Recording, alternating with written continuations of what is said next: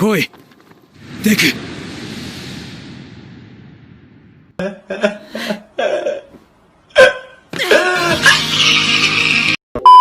Why do we love My Hero Academia? In a world where we're all a bit tired of superheroes, how did this anime about a kid's journey to become the greatest superhero become a global sensation? Well, as a person who in middle school would study, then reward myself with an episode of MHA, and after watching its final season, I feel uniquely qualified to say that there are 3 fundamental reasons why we love this show. 3 pillars that uphold our fascination for this great anime. Let's get started. The first pillar that supports our adoration for MHA is that for a lot of us, My Hero Academia is our first real anime experience. That may sound crazy to some of y'all, especially those watching Naruto on Cartoon Network in 2005 or Bleach in that tiny YouTube corner screen in 2008. But for us, for me, 2016 MHA was my formal introduction into anime, understanding that this was a totally different thing from cartoons and that I'm gonna have to wait years for the next season to come out. And as a result, I now understand the Naruto, Bleach, One Piece heads who talk about their show as if it's God's gift to mankind, because My Hero Academia is the first show I now have nostalgia for. Like, I remember where I was during pivotal moments in the series. The Nomu vs All Might fight was around the time I asked my crush out in middle school and got rejected hard. The sports festival fights between Todoroki and Deku played in the background of my mind during my high school prom. I could quote every Endeavor line during his beatdown of that Nomu while I struggled with college assignments. And Unimi would argue that Overhaul was the best villain we've seen thus far. Even now, I'd say his season is peak. Leading all the way up till now, where I'm a fully grown adult with a full-time job and I'm getting teary-eyed watching all the people I grew up with, Bakugo, Todoroki, Uraraka, Asui, Kirishima, Ida, and the rest of Class 1A risk their lives to protect their friend Deku. This shit is peak. My Hero Academia is our flagship anime. It's our Naruto. It's the one that really marked a generation of anime fans. And since we grew up with it, it only makes sense why we love it. But nostalgia alone can't be the only cause for MHA's popularity. To fully understand that, you have to couple it up with the next point: heroism. Just to cut in, if you like what you're hearing, please like and sub.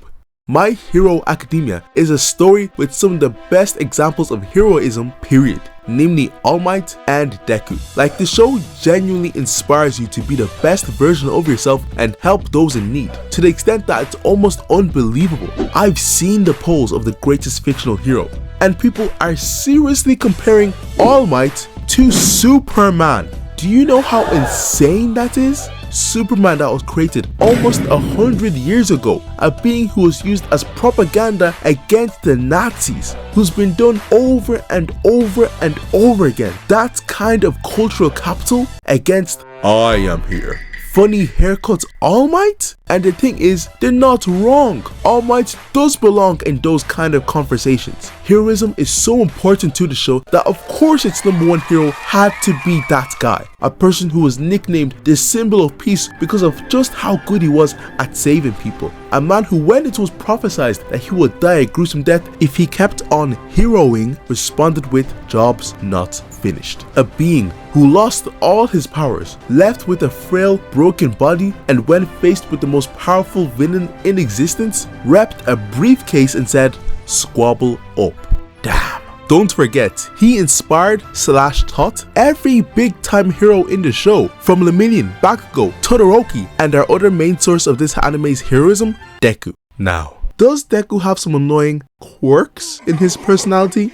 You're gonna have to watch my previous video to find out. However, will you find a better example of a hero's journey than Deku's? Man, I don't think so. This guy truly knocked out of the park what it meant to be a hero. That desperation in wanting to save people, even when he had no powers. His grueling relentlessness to train and get better to help more people in need. Like, this guy never gave up. There was never a moment when he tossed in the towel. He was always trying. Maybe not always in the right way, but he was always out there giving his best.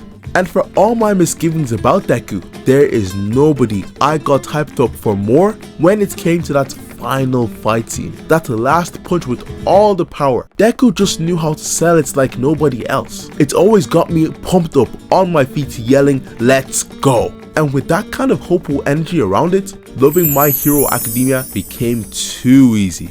Yet heroism and nostalgia aren't the complete answers for why we adore My Hero Academia. We're missing one final pillar, the harsh truths that MHA taught us.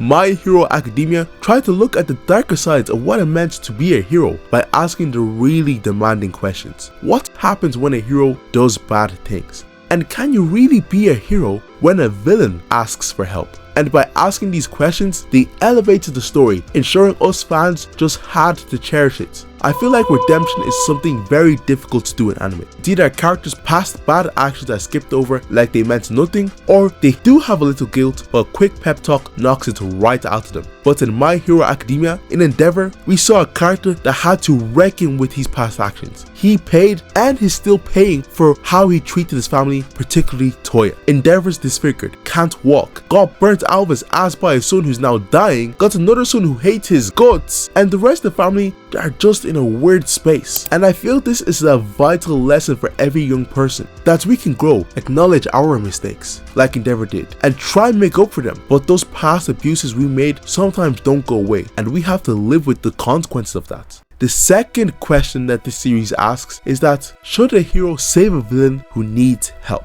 Look, I've seen this trope done too many times, and I've hated every single iteration. Why is the protagonist going back to save a genocidal prick who would stab them in the back the moment he can? But in My Hero Academia, I learned why this is an important part of herodom, because some villains are actually just victims themselves. Shigaraki would have never become a bad guy without the influence of All For One, and if Deku ignored the cries of Shigaraki's inner child, he would have never been able to defeat the villain proper, and ultimately save a little bit of Shigaraki's soul after a painful existence. Peak writing justifying itself. I just don't know how anyone can hate this show. To conclude, My Hero Academia is a flagship anime for a generation, and its end will mark a shift in an era of anime. But the love for this series will never fade because of the nostalgia we feel, the heroism this show showed us, and the harsh truths we were taught. Please like and subscribe. Bye.